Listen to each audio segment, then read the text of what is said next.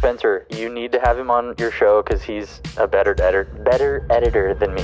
He's amazing. When the legendary Zach Mayfield gives you an order, you follow it. So yes, I reached out to Spencer to see if he wanted to come on the show, and to my absolute delight, he was down. Guys, I had a blast with this conversation. I can't wait for you to watch it. We talked about motion graphics. We talked about his channel, YouTube, working with Zach and Matt Diavella, and just tons, everything editing. We nerded out for so long, and I think there was just tons of great nuggets in this episode with Spencer, and I could not be more excited to share it. So let's just get right into it. Spencer, my man, welcome to the show today. I am so excited to have you on.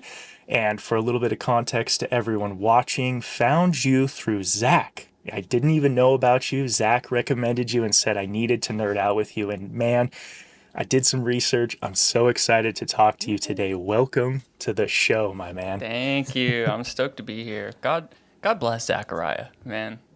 Great guy. But yeah, I'm so grateful and very, very thankful to be here. So stoked to do this. For sure, man. I like to get us into the flow a little bit with rapid fire on this show. Just some fun. Some questions are editing related, some are not. Just kind of get us, get the juices flowing. All right. First rapid fire question, which is always the one I have to start with, is do you have an NLE or editing software of choice? And if you have multiple or reasons, just hit me with that. What are you using? What do you love? What brings you joy? What brings me joy in life right now is DaVinci Resolve. DaVinci Resolve is my go-to NLE. Okay. Pre-DaVinci, I was straight Adobe since CS4, CS5. And pre that, I was really rocking the Final Cut Pro 7, where they had the non-magnetic timeline. And if they stayed like that, I would have probably still been editing on that if they stayed in that world. But then Final Cut X came out, and I was too young to understand that it was I was like, X? Why does it? That's dumb. I'm switching. So then I started pirating Adobe, and then now we're here. And honestly, my computer thanks me every day when I open up DaVinci. Dude, it so does. That is so funny because I really feel like in the timeline of editing, there's you were on Final Cut and then they changed it and then you went to Premiere. Or if you missed that switch from 7 to X and you started on Final Cut, you usually love it and have stuck with it. And then if you're in the Premiere crowd in kind of that era, there's now obviously the whole shift to Resolve because it just works. It doesn't crash all of the time. I mean, it still crashes, but not even close. And oh, that is so crazy that you literally go back all the way to what I consider to be one of the first pinnacle shifts of kind of our generation of editing. That's crazy. Yeah. Those were good good days. Did you use the magnetic timeline at all, or you just saw the change and was like, peace, I'm out of here? I had the disc of Final Cut Pro 7 or whatever, and then they were like, okay, we're making a new program, and I'm just like, I am not going to buy that. Yep. I want the same interface, and at the time I think I was just getting into film school, and my buddy's like, you need to switch to Adobe, and I was like, oh, okay. Sweet. All right. Well, we can definitely nerd out about DaVinci more later too. Yeah. To this day, the only program I use in Adobe is After Effects. That, as much as I am not wanting to be there, it has my heart, and it has thousands of dollars of plugins that. Yes. So I'm a little bit trapped there. All right. Rapid fire question number 2. Hit me. Do you have a go-to editing snack? Yeah, I would say as of recent, cost-effective, mouthful shoving editing snack is crackers. Okay. Because a specific kind of crackers or just crackers in general? I'm not that tied to it. It's just any snack that you can just constantly be munching on and your mouth is just going. It's good. But I will say, not friendly for the crumbs. It's not a good keyboard snack. Crackers get crumbs. At least they're not dusty, like Doritos. Yeah, or chips. You Dude, know? I'm such a chips Or fiend. chips. But honestly, Oh, I I don't think love I chips. like eat at my desk that much unless I'm watching Yeah. YouTube. Like, and the downside of that is like then I just don't eat during the day. Yes, totally.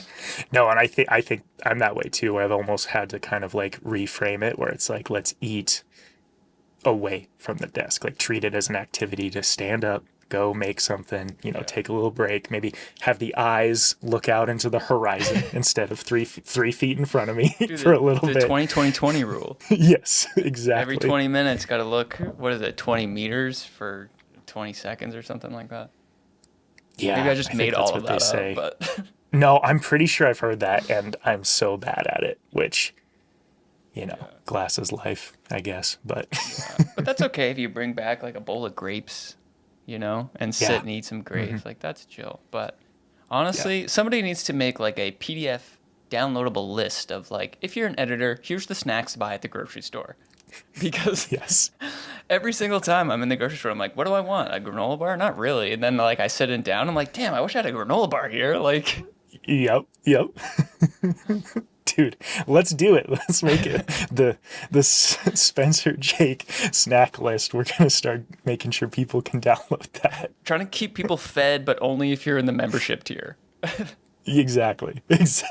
Yeah, and well, and like you, I love chips and Doritos, and like I saw Johnny Harris doing the chopstick method, which I do, but like I can't do anything while I'm chopsticking chips. So it's like it's purely like has to be either like watching footage or watching YouTube taking a break, which then it goes back to what you're saying where it's like, well, I should just touch grass instead of watching more YouTube in between edits or whatever. But yeah, snacks. It's a dance because you want something to keep you going, but you can't. It doesn't always work out with keyboards. Dude, so I'm telling you, I'm allergic to nuts Cool. too. So I'm like, I got shafted on like the best protein intake snacks. Yeah, and super calorie dense too. Nuts are like jammed. Yeah, with the food trend. Question number 3: are you a coffee or tea guy? Ooh, give me some more context. Am I freshly sitting down for an edit, or is it like 8 p.m. and I'm trying to rock a coffee? Does it matter? It Maybe does. that's to me it doesn't matter. So maybe just tell me why it matters. Oh, I feel like right as of recent, I'm trying to cut back on my coffee intake because I'm like, I could easily spill way over the 2-cup line. Because I'm like, get up, have some coffee. I'm editing. I'm like, this is it. All I need is caffeine. I don't need food. But now, now the tea is starting to be like this nice routine that my coffee once had. That I'm just like, oh, I get to brew and steep a cup of tea. And it's nice and warm. And warm water is good for your digestion. And now I'm just like, editing late at night. Because those are my 2 peaks of creativity. Like early in the morning and then late at night. For sure. And so I'll just like, the tea has become like this nice solace creativity moment, which I'm starting to prefer over coffee, but for both morning and night, or just night? Because then I will go into deep withdrawal in the morning if I don't have coffee. So like coffee out of necessity. I really want to find tea that I like, but damn if I don't hate tea. Like, I don't know. I've just never found a tea that I liked, which maybe that's because we're in America. I don't know. You guys just don't have any good tea flavors over there. Which I'm sure I probably just offended all the tea drinkers who are like, no, Jake, which if you know it, like comment down below. Let me know some good tea because I have not liked tea, which exactly like you said, like a warm beverage while I'm editing is like literal perfection. Like you want to describe like a Jake perfect 2 hours, cup of coffee, being creative on the computer. I relish that more than anything else, and tea should be able to do that for me. I just need to find a good one. Except what ends up happening more often than not is I'll get a warm beverage, put it on my desk, start editing, realize that I have a warm beverage. At that point it's cold because I don't have like one of those expensive mugs, and I've like been in the flow state for like an hour, and I'm just like, oh great, my coffee is now cold. Thank you so much. Dude, you need to get like the little, I have one, I just bought one recently, where if you set your mug on it and it can just live on your desk, it'll heat your cup. like I can't remember what it's called. I'll try to find it and send it to you. But like it's right. just like a little desk puck that's like a tiny. It's almost like a little mini stove, except for it's not that hot.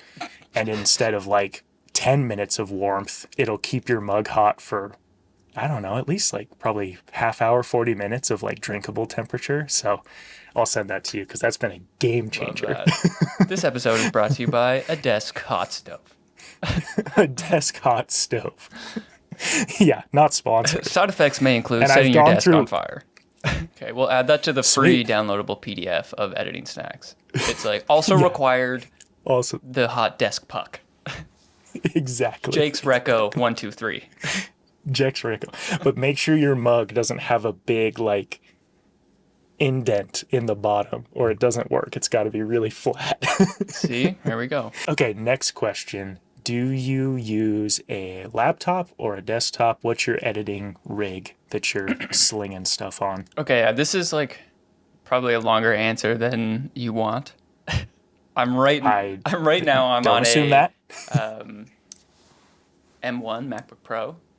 And before that I was running a iMac, a 2017, 2018 iMac forever. And I would just like throw upgrades at it every now and then, which were way too expensive for what they are because it's Apple, and they're like, no, we don't upgrade to this machine. I miss the days of the garbage can, but even the garbage can's so outdated at this point.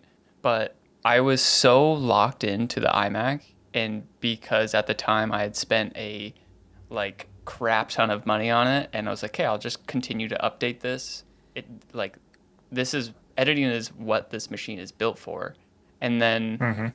I think I bought a MacBook Air or something just so I could like go out of the house because I was really feeling like the iMac was trapping me to my desk. I can't do anything in a coffee shop. And during a fast time at work, I was like trying to set up multiple After Effects renders, and the MacBook, it was like just the first one with that started with the M chips. And that thing was smoking my iMac Pro on rendering After Effects compositions. And I was just like, wait a second. This doesn't make sense. Dude, I had the same experience. I mean, I had spent, I think, over like $4,000 on the last gen, like i9 MacBook Pro. Like I had dumped so much. It was like after college and I was like, yes, I'm a big boy now. I'm buying the beast. And like, same thing. Like it didn't take very long for just new codecs, new workflows, even Final Cut was kind of touch and go on like performance. And I was like so annoyed. And then M1 happened and I was just like, everyone's lying. Like I'm so tired of these Apple shills, but I bought on a whim a Mac Mini because I was like, I just have to know. Like as someone, like I can watch all these videos and they can say it, but like for me working, what happens? My brain won't let me not know. I think it was like, $800. I can't remember how much they were. It was less than 1,000, maybe 1,000 if I put the extra RAM in it. I can't remember, but for a fraction of the price, I was like smoking the old computer, and it was. Oh, it was so frustrating, dude. And then very quickly I was like, okay, I think I can justify an M2 Max because it's going to just blow my mind. And then I probably won't need a new computer for a long time. But especially like. Which sounds like that's kind of what you did. Pretty much. Yeah. Like as soon as that happened, I was like, oh, I'm going to get rid of both of these computers and get like just a new M1 Pro chip or M1. I honestly don't even know the specs of. What I have. I will say the best move that I did was head to the refurbished Apple site to get like already pre-spec'd out Macs. So you could have like updated RAM and not actually have to have wait times of like receiving it. And then switching to Resolve, dude, was like, it's funny how like just the program alone, like After Effects in Adobe Premiere was just like slowing my machine down. And then you use a different program that uses different algorithms to run. And I'm like not using proxies as much anymore. And like, I'm like, wait, the math isn't mathing. Yeah, for sure. No. And I got my degree in software engineering, like that was computer science was my original degree. And yeah, that's how I always felt because I was always just like, how can Final Cut run so smooth on crappy hardware? And then like everyone is struggling to get Premiere and After Effects to do anything. It's like, optimized. well, I know because someone wrote it correctly. So it's like, and it's one of those things where it's like, there's always problems that we don't know how to solve, and sometimes they're unanimous, but it's like, wait a second, I have a literal example of Apple doing it with Final Cut, so everyone else clearly can. They just aren't. And I'm glossing over how complicated that is, but it is possible. You just rolled right over, like roasting the entire industry, but being like, somebody did it right one time, and that was Apple. Yeah. Yeah, and that was Apple. So like, Adobe, what are you doing? Oh, yeah. Which and I'm curious, when you switched to Apple Silicon, was After Effects like better, worse, same? I mean, because you said DaVinci was way better. Yeah, After Effects was definitely better. But it was also around the time that they came out with like multi-frame rendering, which was pretty game changing. Okay. So it would like look at the frames a couple before of like what you're exporting, and it would like jump ahead and be like, okay, we've kind of pre-rendered it, so when your render catches up, it'll just like keep hammering in the nails. Yes. So After Effects is definitely a little bit better, but I will say I still identify with for anybody who's ever watched the Corridor Crew. There was like at one point they were ripping on Adobe and they were like, it just needs to be rewritten from the ground up, and that is kind of the only way. And I'm like, that's kind of the only way After Effects is going to be faster. It's pretty locked into what it is. It's a stubborn little boy who's not going to change his ways. Yeah, again, like having written software, like once you get that far in, it is so hard to peel back those layers. Because I mean, there's probably stuff that like someone wrote a decade ago that is critical to doing that, and then they're asking the 20-year-old new hire to go read that code. I mean, it's possible, but again, it's like a mountain of stuff. And so I think you're right. Like I would imagine, which they're kind of doing, isn't there like their Firefly, that's like a new video editor? Like they're probably just going to make a new product, would be my guess. Ooh. Maybe. That scares me a little bit. Like I don't like change. Well, I think they'll keep the big boys for forever, but I would bet that they'll come out with like a new After Effects maybe. I don't know. Like, here's what, if you started learning on this, you guys stay over there. But for Gen Z, everybody, come and use this program. Yeah. Like CapCut, right? It's like, hey, if you want to like not use some of this dinosaur stuff, we made a new editor in CapCut, which I finally have tried, and it's pretty insane. Is it a desktop or mobile? Both. It's got both. Oh, whoa. Yeah, and so I haven't tried the mobile. I just used the desktop because I'm wanting that like pro comparison. And it is simultaneously like the most impressive video software I've ever used, and also like severely lacking in a lot of like critical ways. Like the visual aspect of it is flawless. Performance is great. Playback is great. It's got a lot of Final Cut E type stuff that feels really easy. And then also has like really complex visual stuff that it can do. But then like the audio editing had me scratching my head. Like I still have not found a compressor effect, but like maybe I just haven't dug in deep enough, but it just seems like there's, which I think there's tons that they're trying to add to it. But yeah, I was just like, okay, you can do Magic Mask, but I can't find a compressor for this track. Like what? True. So it's like the Gen Z baby of Final Cut and Resolve, and like they're still trying to like grow it to be a mature adult. But man, dude, we're not being good at rapid fire, but I'm having a great time. Oh, we're still in rapid fire. Oops. We're still in rapid fire, dude. My next rapid fire question was, do you have a favorite type of video to edit? And if you want categories, I could maybe try, but I'm curious if something comes to mind with just that as the prompt. My favorite type of video to edit is a process video. So, like, I don't know how to do this and we're going to learn how to do this. Let's figure it out, because it's already a natural structure. It's like, cool, we have to go through all the steps, and it's like it relieves the story from my brain. So now I just get to have fun in terms of like, what can I add to like potentially keep the viewer locked in the whole time and like rearrange. But I think that's like also, those are my favorite to watch as well. So No, that's a great answer. And I think, just like you said, it is such an easy, it's a story. Like it is, hey, I want to go figure this out. Let's go try and figure it out. Did I? And we learned along the way. And that's like, I'm real big on hook, journey, payoff, right? Like that is the YouTube formula, and that fits flawlessly into that. And it's just like, it gives you the leg to stand on if you're like not sure of the story. It's like, okay, the story's already done, but now elevate it to be like, how are you going to inject like comedy or the downfall or like make the climaxes happen? Because that is being an editor, right? Of just like forcing, and we're like, you're going to feel this emotion now.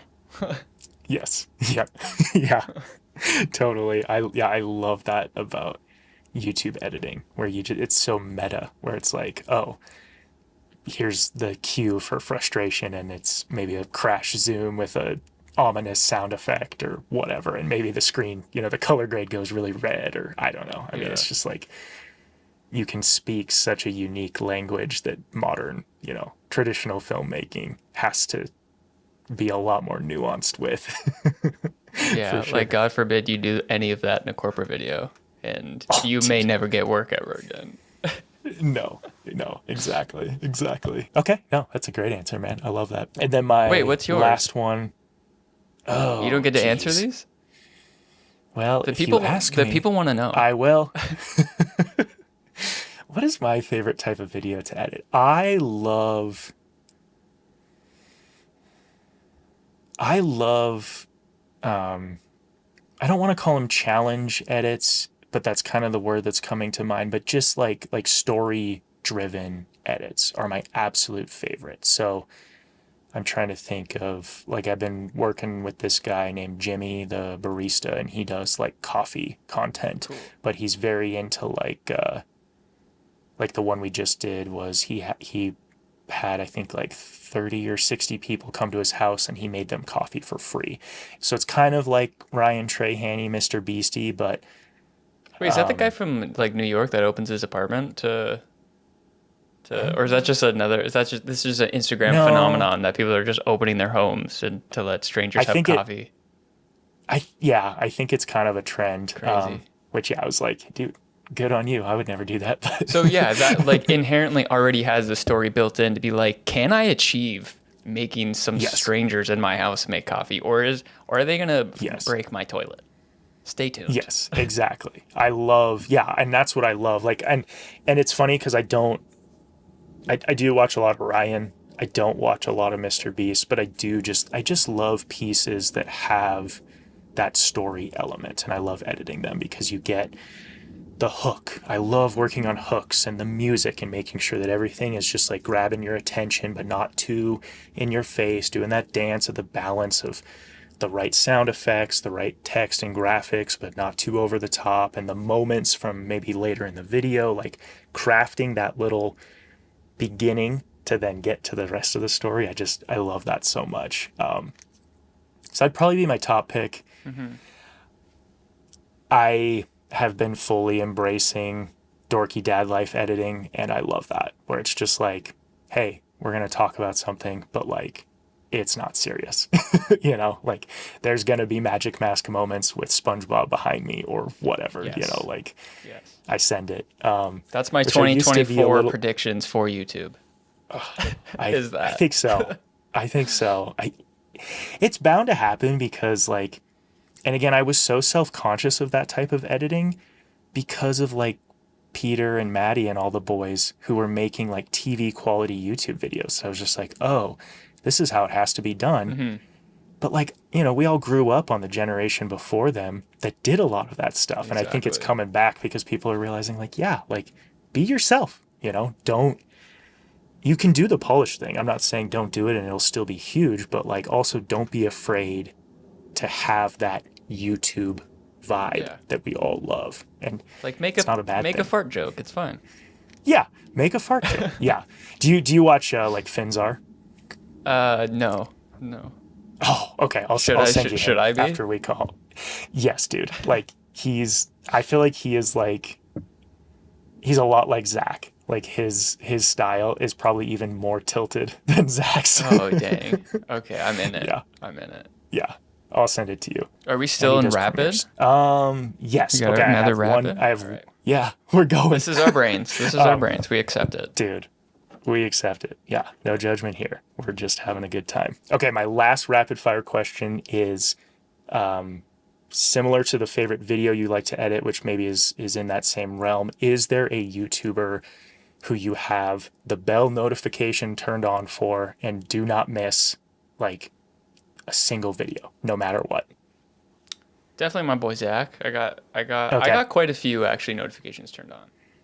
Like, I have them turned on for Matt, Zach, and this guy Schaefer Nickel. Dude, you're a Schaefer fan? Dude, I love Schaefer's storytelling. So good. Schaefer is bananas good. Yeah. I'm so happy he's finally blowing up too, because I just like never understood how he just like silently. So did you watch his latest video when he was talking about how he's been doing this for like 14 years? Yeah. Crazy. Yeah, dude, you should have him on the pod. He would probably have some crazy Schaefer, edit stuff. We're going to will this to happen, Schaefer. If you can somehow come talk to me, I would crap my pants with excitement. Put it out into the ether. That's all it takes to do anything in life. Oh, my gosh, yeah. Be willing to be rejected. and then everything is possible. And I honestly haven't been a fan of his super long.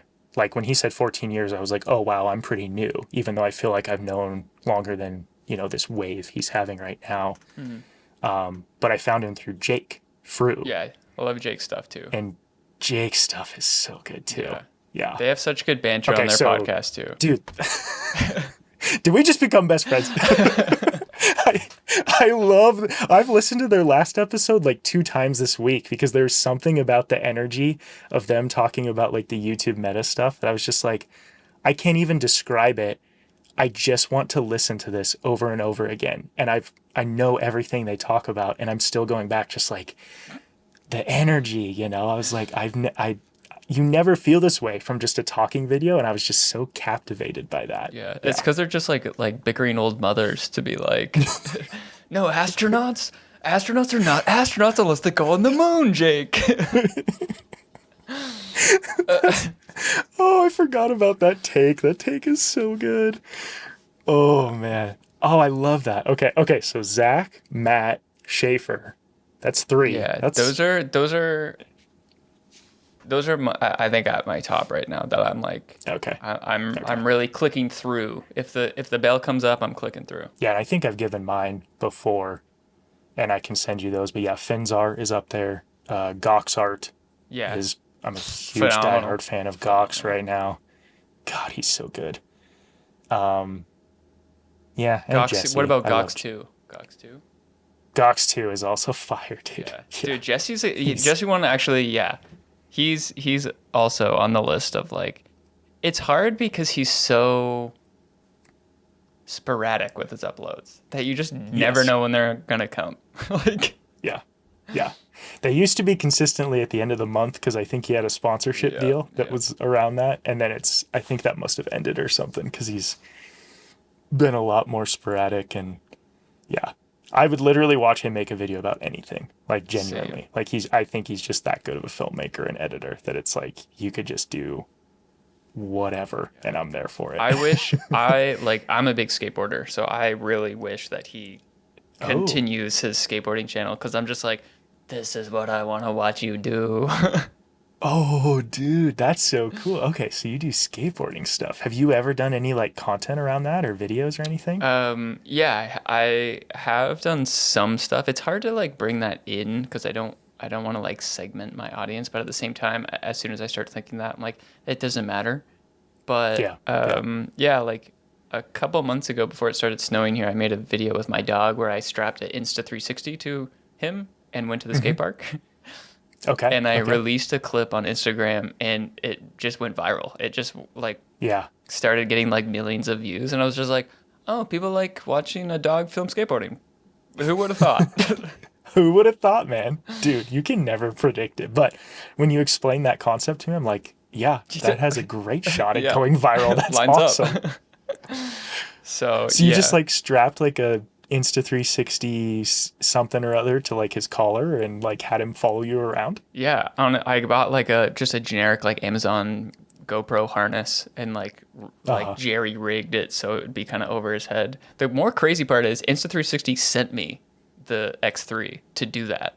Really? Yeah. Wow. Yeah, because I had been since COVID when everything was shut down. I was like, what if I had a GoPro at the time. I was like, what if I just put it on my dog, and because we're not allowed to hang out with anybody, I just get him to film me. And so I was like trying to make like different versions of like how to make that happen and then not be like completely unusable footage. It took me until like a few times to understand like, I think I need a 360 camera. And like just the luck of you never know who's watching, and somebody from Insta360 marketing.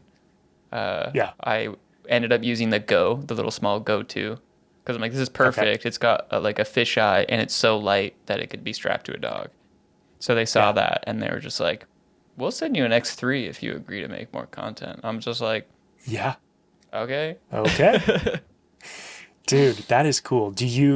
This spawns a whole bunch of questions, because I have actually been wanting to buy an X3 for ages. Like, what is the workflow with that like?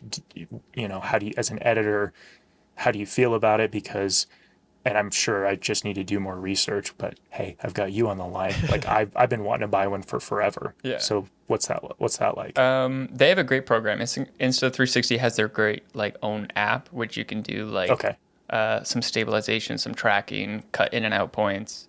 So like it could track you in the software while it was on your dog. Oh, that's sick. Yeah, that's pretty much what I would do. And like reframing. So you could do like just really quick reframing for like 9:16, and then I would just export that track to me, and then I would do another version of like 16:9 track to me. Totally different framing. And because it's 360, it's like such a quick thing. But sold. Yeah, but that's like their own specific app. If you're editing in Premiere, you can use GoPro's like reframe app, and that's actually like what they suggest. So that was a lot more friendlier. Okay. DaVinci Resolve has nothing for 360 content like that. Oh, which kind of sucks. So you got to do it and then round trip it.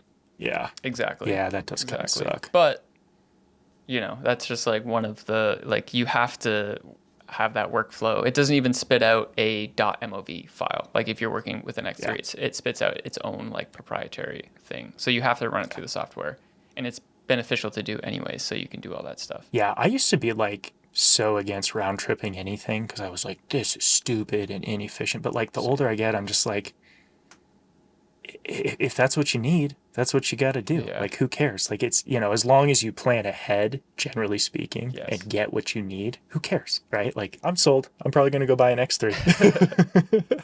Because, so like I love doing like outdoorsy stuff when I'm not being a nerd. And like one of my favorite winter activities is snowmobiling. And I've always thought that an X3 for snowmobiling would be a game changer, because I'm always sticking my GoPro to it, and it's like, man, I want more it's view. Just such a pain to be able to have to move this. And it's like, if I could just like stick it here, I've got everything. Stick it there, I've got everything. I would die for that, because it just makes it 10 times easier to be able to reframe stuff. Yeah. So, well, I'll send you my affiliate link, and okay. Hey, happy to support my boy. Let's do that. Oh, I'm down. Okay, send it to me afterwards. Okay, so we have officially gone through and skipped one of my rapid fire questions in 40 minutes. Episode 1 of our 4-part series, which we'll be doing bi-monthly here. Dude, no kidding. All right, the biggest thing that I want to talk with you about today, and again, Zach had mentioned this in the last episode, was just the graphics, animation, and spice that you would do, both in Matt Diavella videos. I've seen it in your videos that I watched as I was, trying to learn about what you do, which is amazing. And I guess I just want to start with maybe the general question of, when it comes to motion graphics, like, do you have either a thesis statement or tenets that you think through as you start into a graphic? Like, for someone who hasn't done this before, and that's kind of me, I do really janky Mograph stuff or find it other places. When you're making something from scratch, like, what are you thinking through? Let's start there. What am I thinking through? I feel like I should turn to Chat GPT to answer this question. I don't think there's a lot of stuff that goes in, especially when I was doing matte videos. Okay. Like there wasn't a lot of time to think. It's just like, hey, we need a graphic, execute, and I'm just like, what is the first idea? There, go, and I would just make it. So let's start there. Say Matt was to say, Spencer, I need a graphic. Did he just say I need a graphic, or was it of a specific thing? Like, Right. the one that comes to mind that you sent me earlier was the trends of minimalism graph. Oh yeah, yeah. Walk me through that. Was he like, hey, I want this graph. I know the Google trend is out there. How hmm much of it did you make yourself? Like, I mean, that was a delicious looking motion graphic. Yeah, I think a lot of people underestimate like having. It sounds silly when you say it out loud, but like brand guidelines. And it takes a Okay. lot of the thinking out of everything. I do it with my own channel. It was something that Matt obviously has as well. Like just to have predefined colors, predefined textures, predefined fonts that you're just like, if Yeah. I make something, I have three colors that I'm choosing from. Okay, if I'm making something, the background is off black. This is my text is going to be yellow, and the other color has to be the graphic. And it's like Okay. that takes all the thinking out of it. So if I'm making a graph from like something that's already just like on the internet, then I would just screen cap it and like use tint or fill or recreate it within Photoshop. And now I'm just like, okay, well, the font has to be this font, the colors have to be Yeah. this color, and it's pretty much done for me. And then I can just start editing in After Effects to be like, how does it come on screen? In which ways is it gonna flow? Like, and for Yeah. for a line graph that's like horizontal, like the lines are probably gonna come horizontal and everything's gonna come vertical. Like that's just the natural movement of like what those things want to do. And Yeah. it sounds like so funny to like describe a line graph like that because it's so boring. But like that's the job, to be like, make people look at this because it's Yeah. part of the video in a probably like a important part of it too. For sure. No, totally. And that's the thing though, is I'm, again, still like I've got opinions on how I would tackle that, but from someone who does it regularly. And then I'm thinking back to even a few months ago before I even started looking into this at all. So walk me through. I take a screenshot of the Google trend graph of minimalism, and then you said you bring it into Photoshop, and then from there you're just using it as a reference to recreate the whole thing in After Effects, or you're actually using bits and pieces from that screenshot. I guess it makes sense to me that you would just from the ground up recreate it, Yeah, depending on how big right? the file is. Yeah. Yeah, like you could get away with cutting it out in Photoshop and then just using like an overlay to like Okay. get the white away. But for the most part, I would start recreate. And to be fair, like a lot of times we had such talented illustrators and graphic designers that I would work from and then pull. They would send a graphic.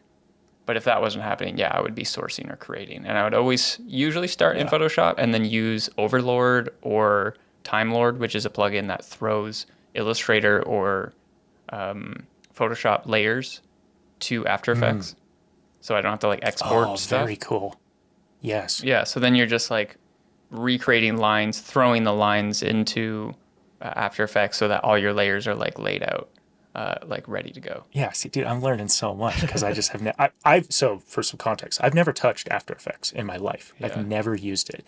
Like, all of my Mograph stuff is janky Final Cut plugin or Fusion, and so like that makes total sense because if you had all of the layers from Illustrator, then like animating in the appearance of the actual trend line becomes very trivial because it is just like its own object, basically. Exactly. Are you just masking it in then, basically? Yeah. Well, if it's a line, I could just use like a trim path, or a lot of times like I am just masking or a trim it. path. Yeah, like Yeah. especially for stuff like if I just took a screenshot, like a lot of those stuff in Matt's videos is just me being like, okay, overlay and big mask and wipe and we're done. Like feather that out, and I'm just like, cool, that took, a trivial amount of time, and now I can move on to the next one, because like there's usually like 3 or 4 or maybe more graphics that need to be done. Well, and that's what I love so much about this space, is because it feels, when you haven't done it before or don't even know where to start, it feels so complicated. And that's kind of what I'm so, that's why I'm loving this conversation, because once you kind of unlock the keys on what is actually taking place, I feel like your mind just opens up, right? Totally. Because that's kind of been my experience, where it's just like, oh, no, it is just a bunch of objects. And if you want them to kind of move or shake or move from point A to point B, I mean, it's like if you really break it down into the actual minutia of it, it's not that complex. But then on the flip side, and I think I would say this to you, and I think you can relate with this, I mean, it is crazy how Mograph editors will spend hours for such a short clip. Yeah. I mean, it is right. I mean, I don't know what, like, hit me with some thoughts there. I mean, it is just so easy. time-intensive. Just working on like the easing takes forever. And a lot of the times, like some of my full animations would get scrapped, and I'm just like, that was a day of work that just got scrapped, because now it just doesn't fit in the story because we took that one. So it's like, there's so many things that are capable of happening if the voiceover gets shortened or lengthened. I'm like, okay, I need, like, we're making frames from nothing, and we can't just be staring at like a black screen with text for 30 seconds. That's very boring. Like, so it's how do we keep the information interesting, because a lot of it was based around information, that it's just like, you're not going to film that, you're not going to film a bar graph. You're probably going to want to like animate that, but just figuring out the easing of that literally could take 20 minutes to get that right. And that definitely leads me to one of my next questions that I have found really frustrating with motion graphics, and kind of why I lean on my janky Final Cut solution, is when I want to make a graphic that syncs up with the edit, that often feels like half the challenge, where it's like, okay, depending on music or what the person is saying, I would really like for this to kind of come up and hit at a certain point, right? So maybe walk me through, and again, if you're doing this in After Effects, like, do you have the audio available to you underneath? Like, what is that like? Because in Fusion, I find that really frustrating.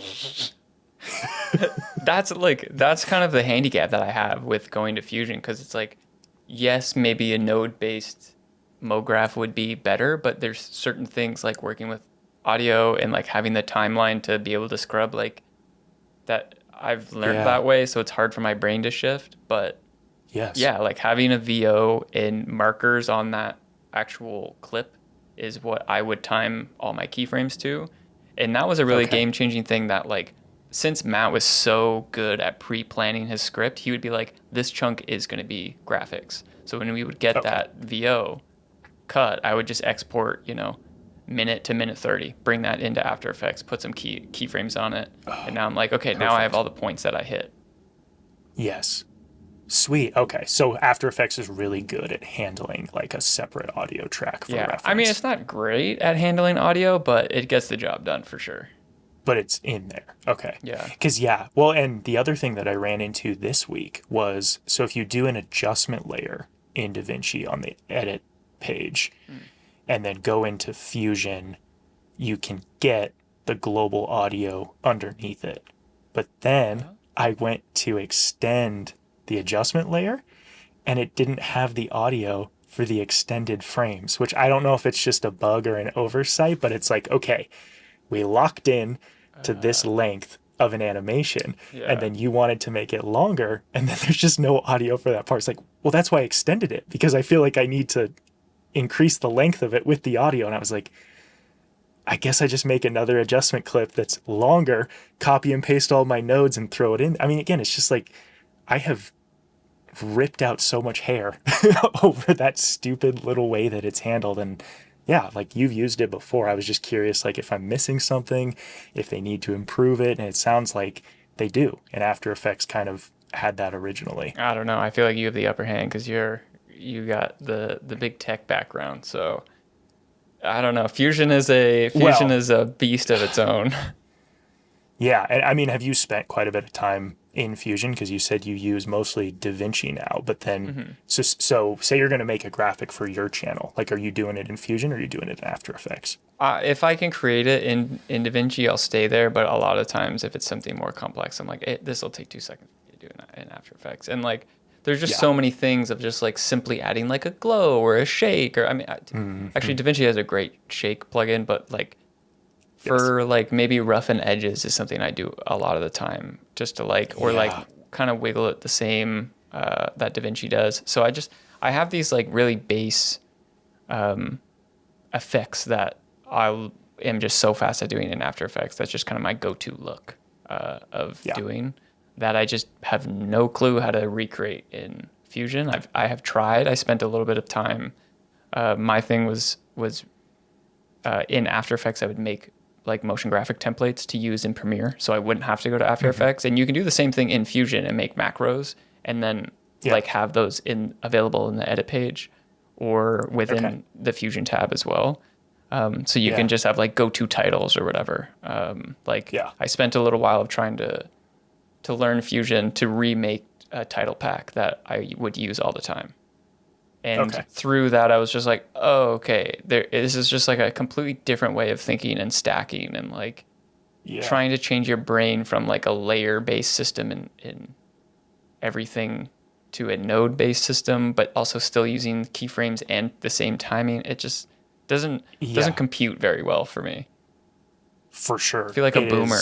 Like trying. Yeah, I feel like such a boomer, because, and what's the big... Like Corridor uses it for their, Fenner was the one that brought it in, their compositor. Shoot, the name is now I feel flying like there's right out like of my brain. Maya, Blender, I don't know. I think it was strictly just, not 3D Max. I feel like it was strictly a compositor and it was node-based. Mocha? Was it Mocha? I don't know. But anyway, point being, right, I mean, it's like a lot of people rave about the node-based system, but man, it takes a lot to change the way that you think about it. And again, that's why I struggle with it, because as an editor that very much lives in this horizontal world of storytelling, A to B, B to C, music here, music cut there, all these important ebbs and flows in the rhythm of an edit.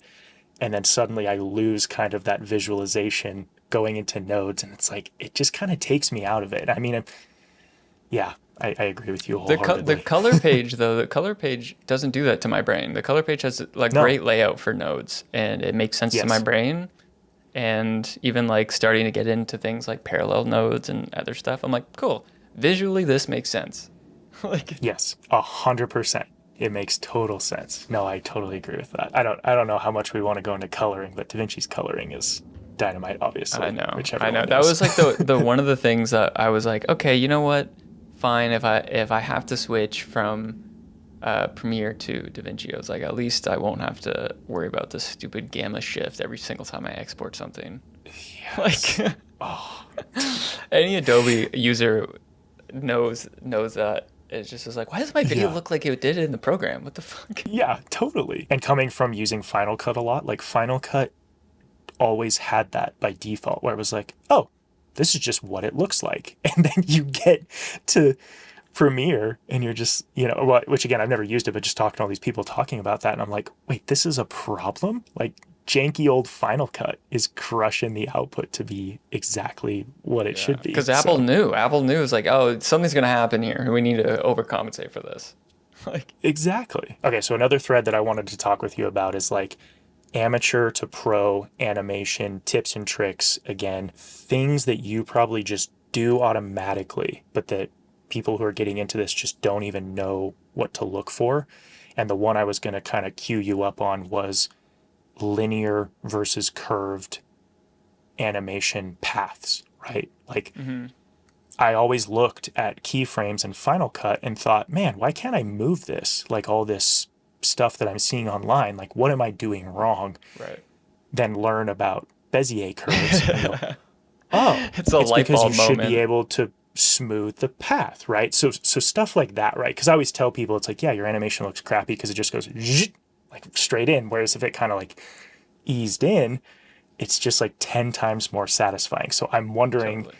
what other Spencer nuggets in that realm people should be looking out for to make an animation go from a 1 to a 10. Yeah, everything has motion. And like I try to make none of my stuff actually like land and be static. And the first I mean, I'll even like rewind this to be like the ease in and out. I feel like we're set up to fail when you start editing and start learning about easing, because you're like, oh, ease in, I'll ease in, and then I'll ease out. And it's actually the reverse of that. So you should be like easing out and then easing in at the end of your animation. And like I was never taught that when I started.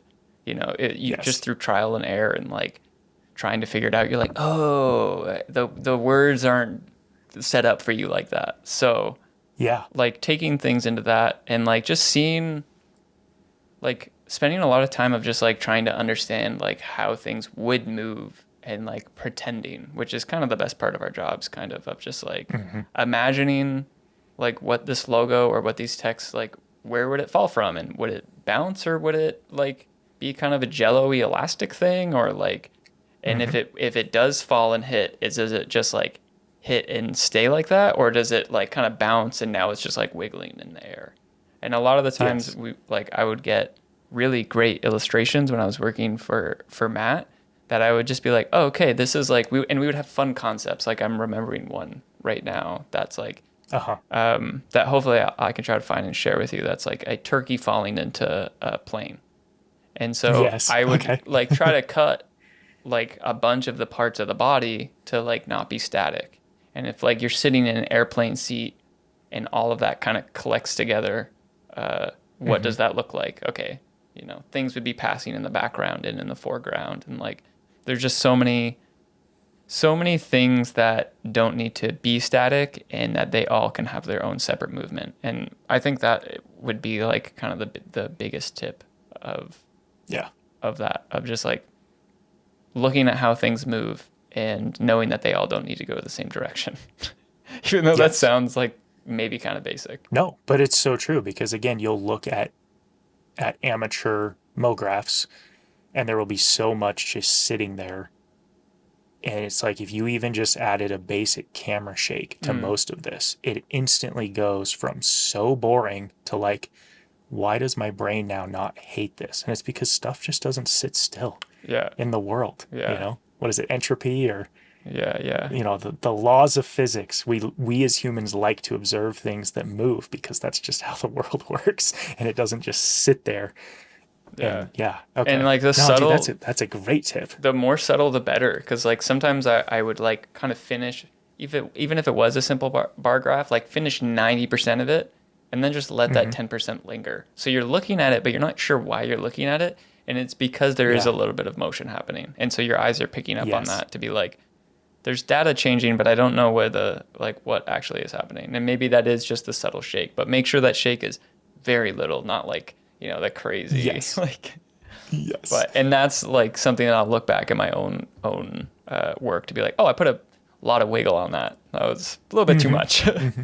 Yeah, and that's another one where it's like you can do so little and it's still observable, which we sit there and we go, you know, we're sitting there looking at it for hours. So we're like, man, there's just not a lot of wiggle on here. But then if you watch it back in the edit, and it's like, wow, even if it maybe just like slightly moved like 3 pixels back and forth over, you know, a couple seconds, like the human brain is crazy good at picking that up, and it matters. It makes a difference. Yeah, it really does. What about like visual flair? Like what, like I'm kind of thinking like maybe textures, or you mentioned glow. What of those effects do you find just to either be your go-to, or things that you do to these animations visually that are really either you like or think work well over others? if there's anything there. I like my kind of like personal style at this point, and I honestly think Matt, like working for Matt, so much of this is because it was kind of just always going into that direction. But when I was working in the corporate world, I would be making stuff and text titles for like conferences and whatever, and it was very cookie cutter. Everything was sharp. Like all the text would, not have, it would slam in, and it was just like, that's it. That's all we want. Don't move it after that. Yeah. And I was like, cool, great, got it. And then when I would work for Matt, it was just like, go wild, man. You want to add like wiggle? Do it. Like, just make it interesting. And then it progressed into this like trying to give it character. So now when I go to work, when I go make animations for my own work, I try to add that character as much as I can. And that could be as simple as just like making it look a little bit textured. I like to put like blur on text a lot to just like kind of mimic analog a little bit.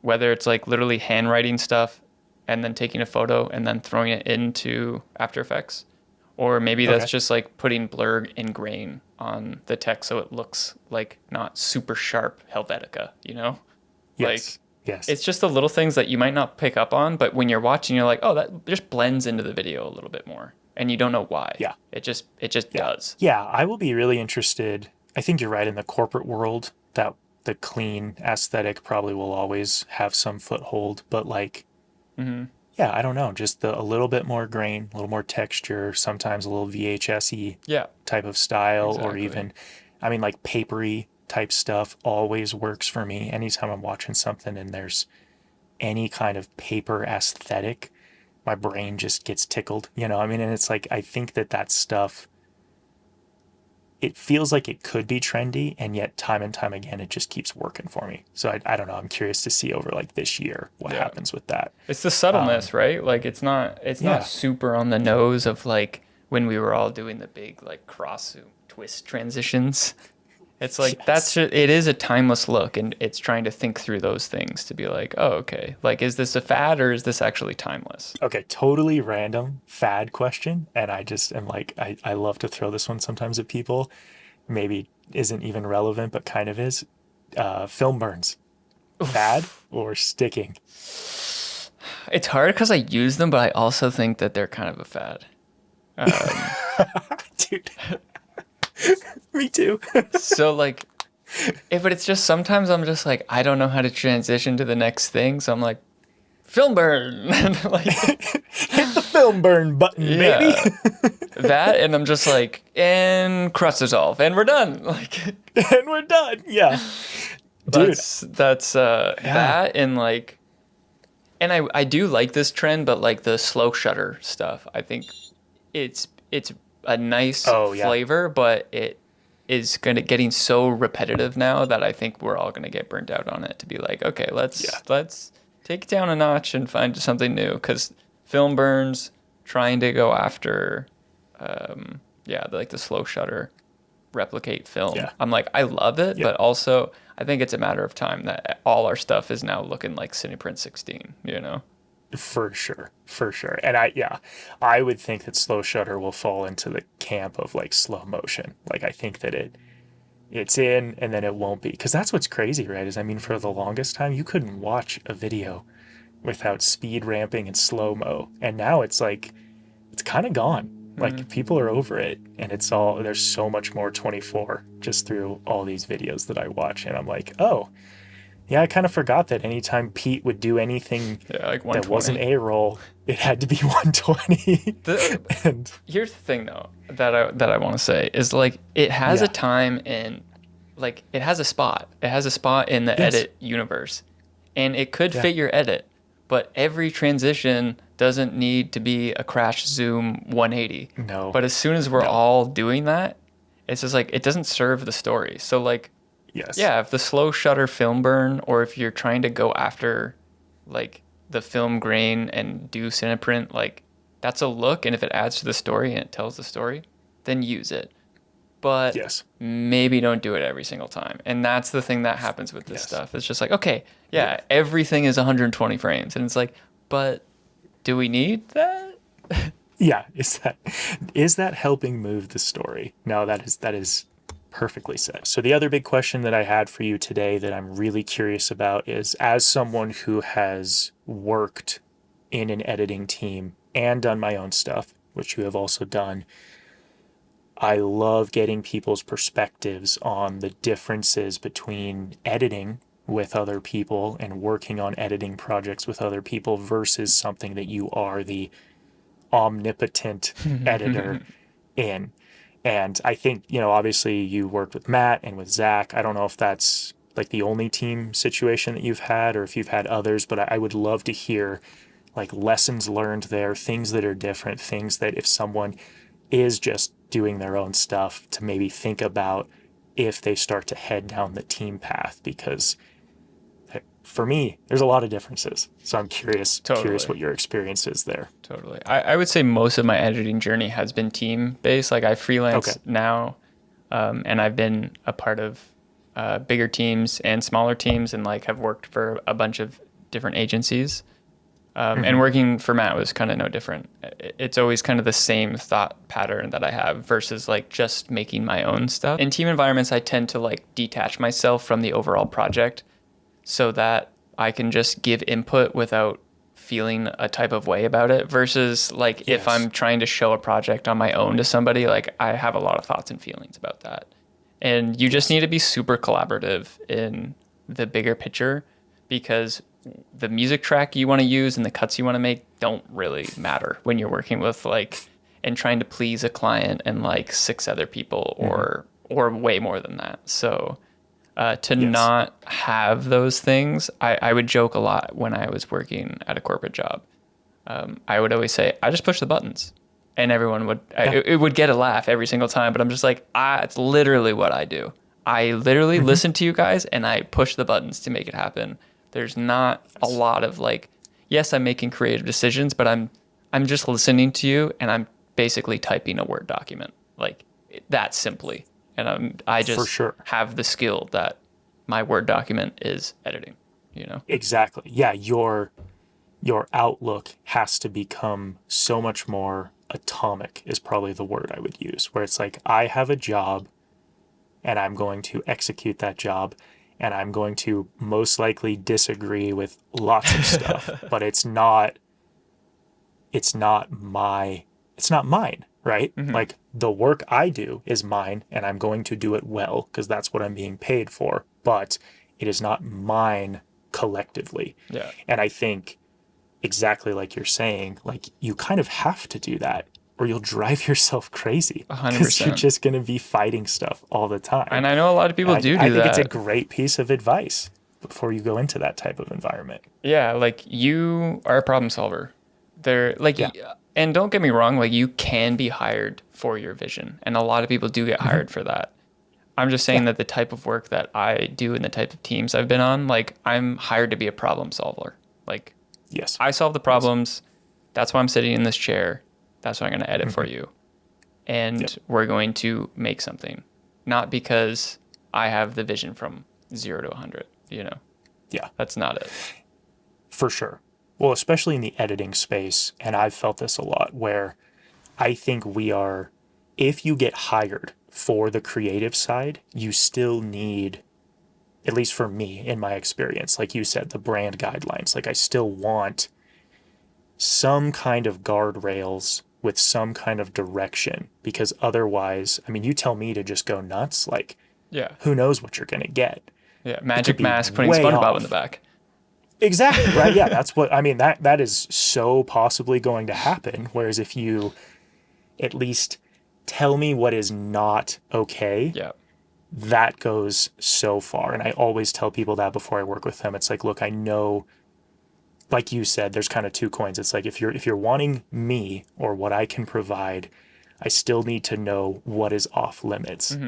But if you are hiring me as just that problem solver, it seems like a lot of those limits are usually understood from the beginning. And that, I think that trips a lot of people up. They need to know which camp they fall in when they hire someone. Yeah.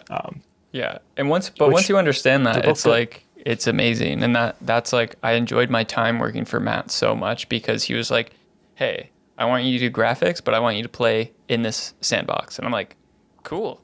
Yeah. I have my boundaries. Let's rock it, you know? Yeah.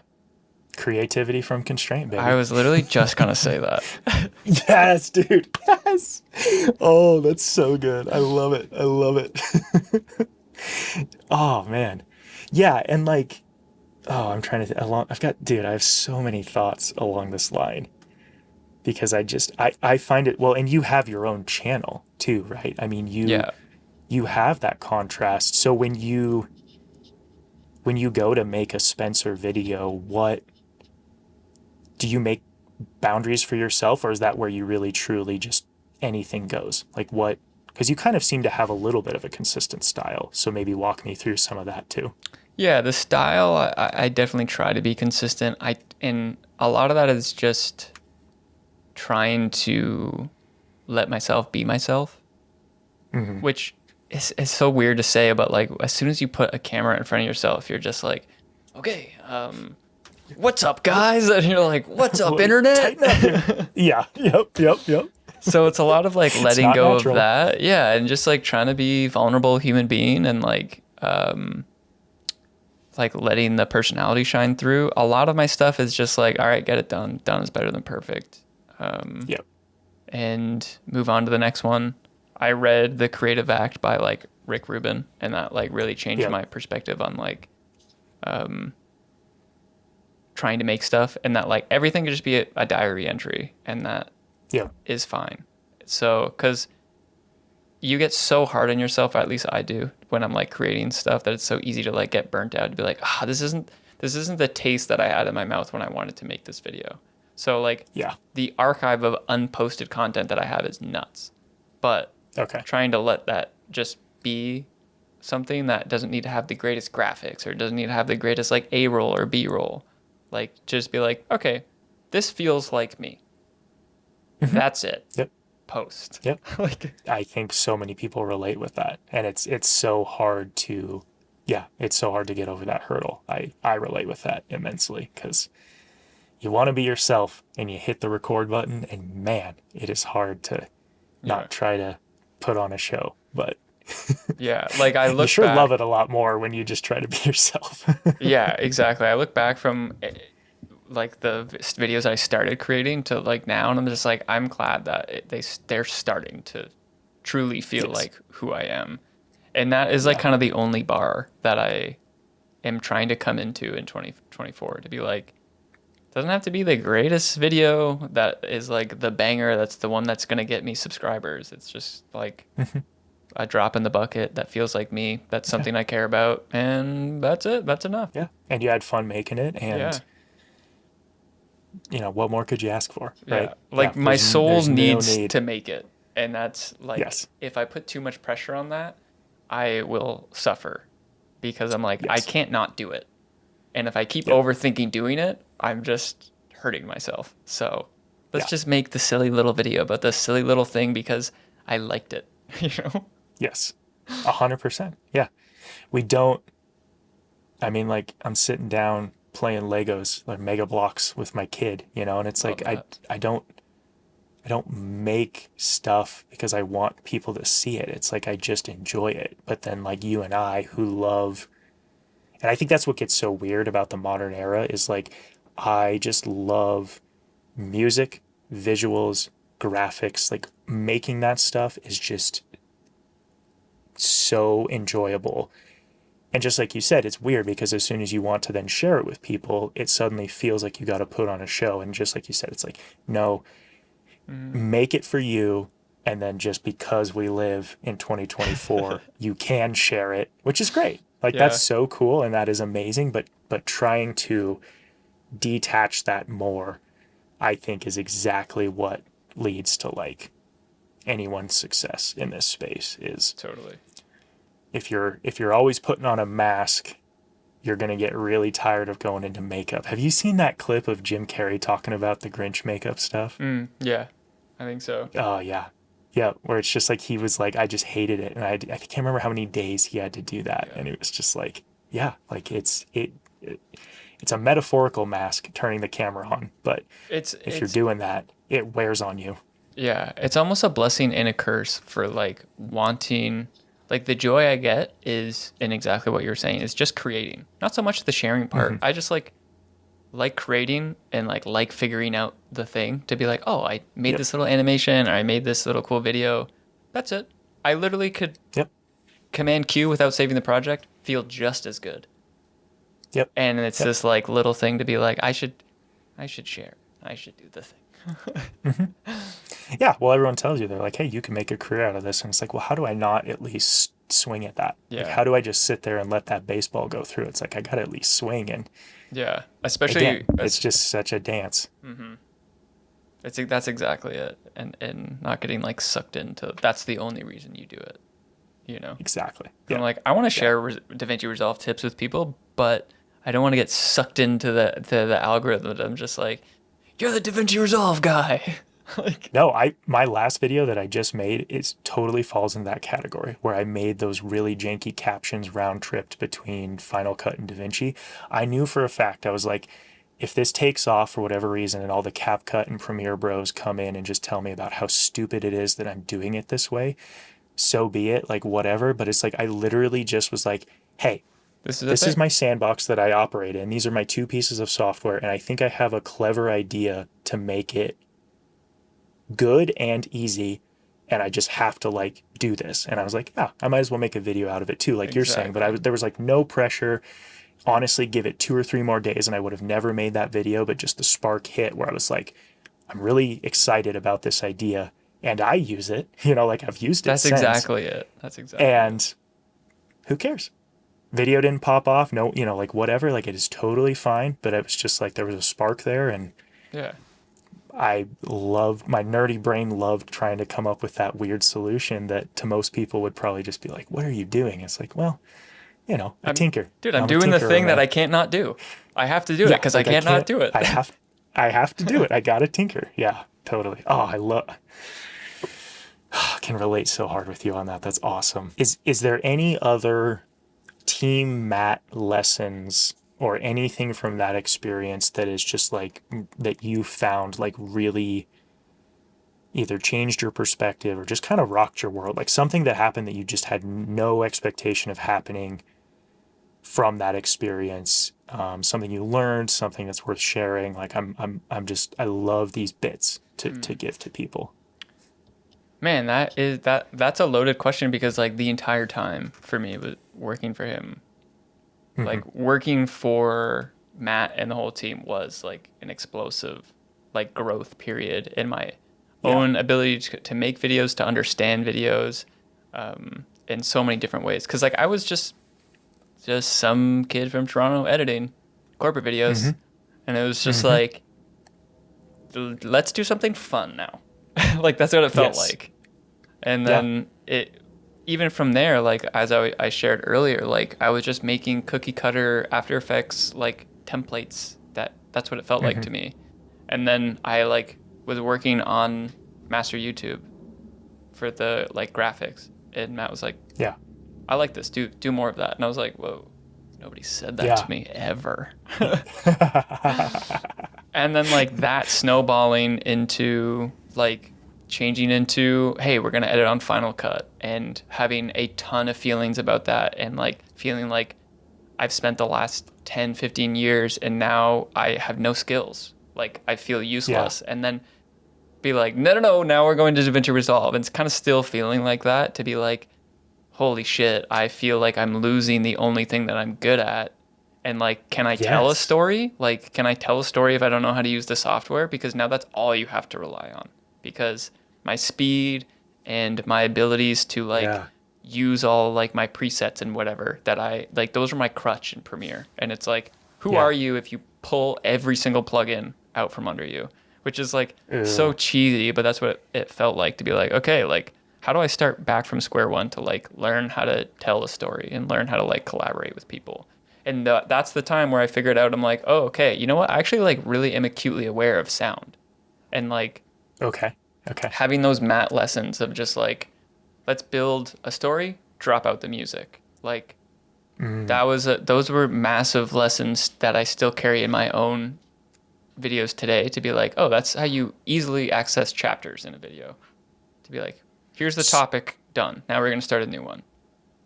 Yes. So go into that more. So you're talking about sound design. Yeah, and I've noticed this in Matt videos too, right? Where he is so not afraid to have a track with a feeling, and then if he's talking about something, cutting the music. So you really liked the finding how long a song is, maybe even breaking it apart, I'm guessing, to find like the ability to cut it early. Yeah. Like talk me through that, because My I love God. that. I love dearly, that. dearly, dearly, dearly miss Premiere Pro's remix plugin or like the tool Yes. of like you would just literally hit the tool, redrag the music to where you wanted it. And I was like, this is the greatest invention of all time. And DaVinci Resolve, I really hope gets there at some point. But would it do cutouts too? Like it would end the song with like a fade even, or how did it end stuff? it would just, I've never used it. It would cut, like if you wanted to retime a minute track to a 30-second, you would just take it and it would make a cut somewhere in with AI, and it would just recut it to 30 and exactly where you wanted it to.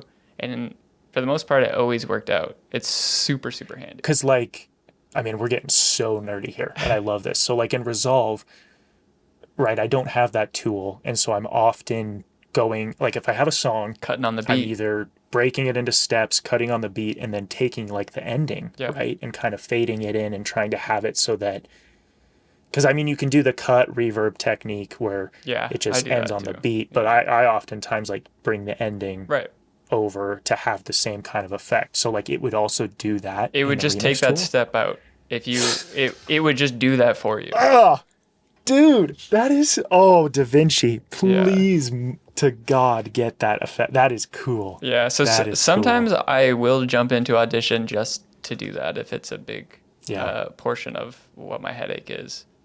But yeah, that takes like so much work out of it. Yeah, like it really does. It was so handy. But relearning that program and like realizing like, do you know how to do those things without tech like that? Like, are you intuitive enough to know where the ending is or what sounds good if you don't have a machine doing that for you? Like, those were all the lessons that I had to like. I'm like, oh wow, like, okay, I have been doing this for 10 plus years, but what are the actual skills that shine through when I'm editing? Yes. So it was an interesting experience from that point. Very cool. So also walk me through, because I remember Zach talking about how much it rocked his world that you guys went from or to Final Cut. So as a Mograph guy, were you learning Fusion in those two, or not Fusion, Motion? Yeah, I downloaded. I got Motion and started trying to figure that out. And I'm like, cool. Really? We got both of those programs. And God bless Matt that he bought both of those programs for me, and I didn't use them. Never used them. Yep. So you just like learned for 2 weeks and then like didn't even use them.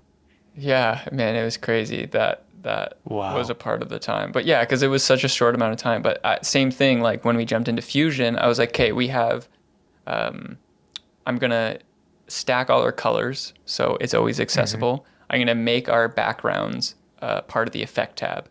And so that was as soon as my mind like figured out, okay, here's the checklist of what we need to edit fast, to be like, if we need a text animation, I'm going to make it so that like Zach or Matt can jump in and it's always the same, and that it takes them 2 seconds.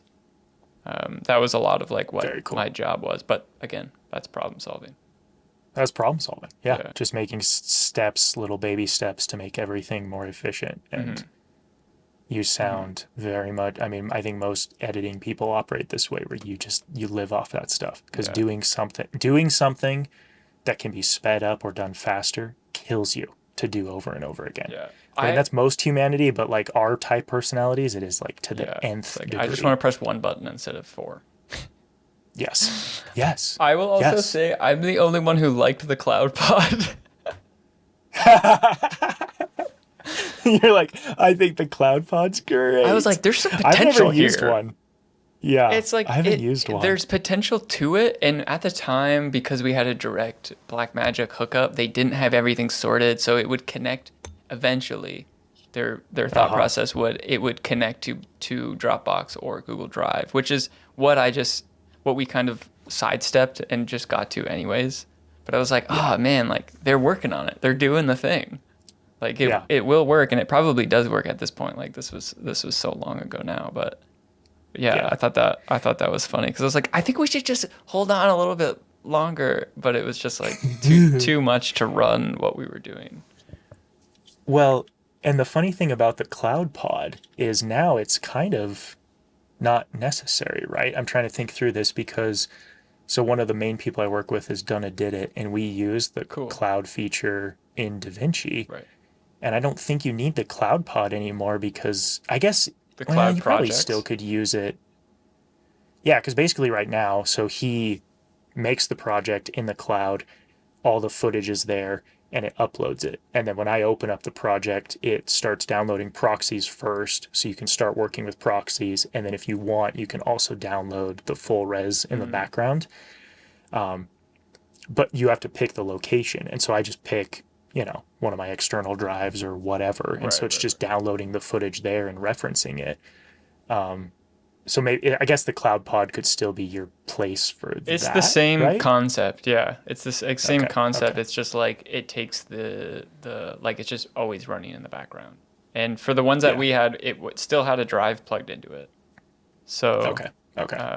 But it just basically makes it like a server. No, that's really, and again, it's like you don't really need it now because you can just do the cloud projects, and as long as someone's uploaded and hosted it to their cloud, which I think is just making a project nowadays, like on Donna's end, he just makes it and puts the stuff in there and it automatically puts it in a cloud server. Then I'm just basically hitting that, pulling down the footage when I open the project. Wait, what? So it's like where's the actual footage in the cloud?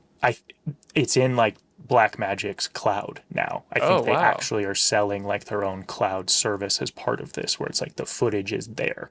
I could be wrong on that. That's great. But that's what's so cool about it is because it's got to be. Because otherwise, I don't know where else. Yeah, no, that makes sense to me. I don't think Donna keeps it on like a server somewhere. No. Like I think it is in DaVinci's cloud. Even in the short time that we were doing this, like I think our process changed a handful of times just because of the tech and the stuff that was pushing, and Google Drive would update and like we wouldn't be able to access it like just like a disk on our desktop, like these things change so rapidly. It's pretty nuts, but like super accessible to do. Like and it just worked out in the time zones that we were at. Like he was in a full day ahead of us, Matt, because he was in Australia.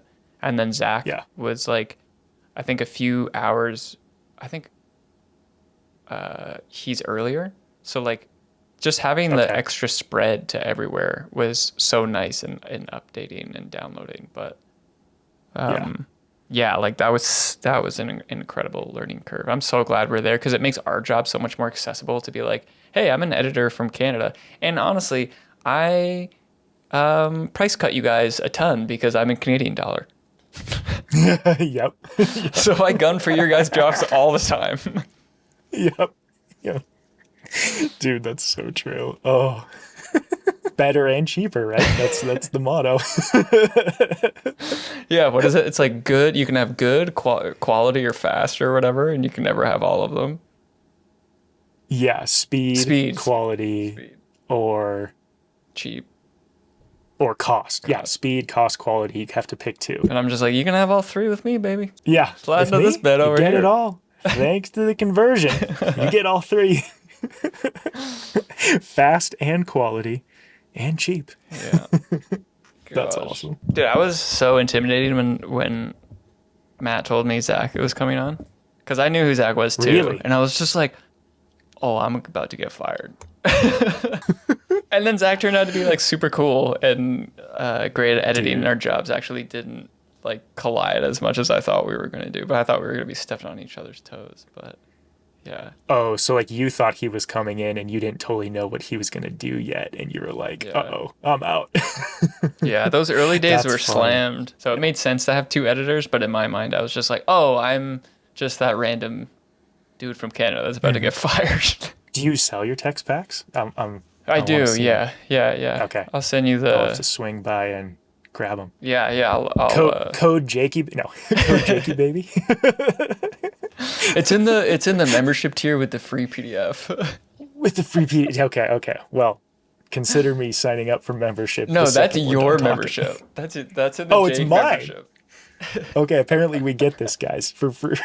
Become a member. I don't even have it yet, but you guys have it. Oh, dude, that's so cool. Man, along with the link to the sweater. Yes, the one of one sweater. Guys, comment down below if you want Jake to release his sweater for purchase. I will sell this one for. I will sell the one that I've been editing in for the last 8 hours. The one of one that has Jake's sweat. Won't wash it. And tears and blood. And his son's snot. Oh God, no, dude. That's why I only wear it in the office, man. Can't get boogers or food all over it because it can't be ruined. But no, I need to make this a product. You have made me want to do that, and I will figure it out. But okay, us the viewers, especially because you said you wanted it. I was like, yeah, man. Yeah, I was like, if you want it, like, of course. That like I was just sitting here kind of like, I love it, but does anyone want this? Probably not. Yeah, dude, we're problem solvers out here. That's creativity right there. Yeah, creating from sweet. Constraints. Well, Spencer, dude, God, I'm gonna have you back on the show. Clearly, I mean, everyone's not going to know this, but we've been recording for hours and it's been great. We are just nerding out and I'm having such a great time. But for my sanity's sake, back in the cockpit, let's call it there for today. And I want to quickly make sure you get a chance to plug yourself and where we can find you on the internet for everyone before we wrap things up. Yeah, dude, I would love to come back and continue nerding for sure. Yes. Yeah, I have my own YouTube channel. It's just my name, Spencer Torok, and yeah, you can find all things editing, all things me trying to make some films, and I have like a little like preset store that's under the title of The Creative Herd. And yeah, if you head to my YouTube channel, you'll find all that stuff there. Thank you guys for watching. I will catch you guys in the next video. Thanks so much, Spencer. You're the man. Cool. Thanks. Appreciate you, Jake.